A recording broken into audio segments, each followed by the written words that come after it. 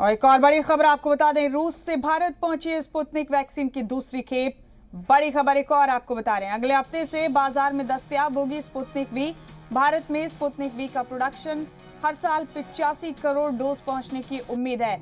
रूस हिंदुस्तान को जल्द ही सिंगल डोज वाली स्पुतनिक वी देने का मंसूबा भी बना रहा है। बड़ा अपडेट आपको बता रहे हैं, फिलहाल डबल डोज वाली स्पुतनिक वी की दूसरी खेप हिंदुस्तान पहुंची है। जल्द ही हिंदुस्तान को सिंगल डोज वाली स्पुतनिक वी देने का मंसूबा बनाया जा रहा है रूस की जानिब से। ये बड़ा अपडेट आपको इस वक्त का बता रहे हैं, रूस से भारत पहुंच गई है स्पुतनिक वैक्सीन की दूसरी खेप। अगले हफ्ते से बाजार में दस्तयाब होगी स्पुतनिक वी। और आप बता दें कि स्पुतनिक वी का प्रोडक्शन हर साल 85 करोड़ डोज तक पहुंचने की उम्मीद है भारत में। इधर हिंदुस्तान को जल्दी सिंगल डोज वाली स्पुतनिक वी देने का भी मंसूबा रूस की जानिब से बनाया जा रहा है।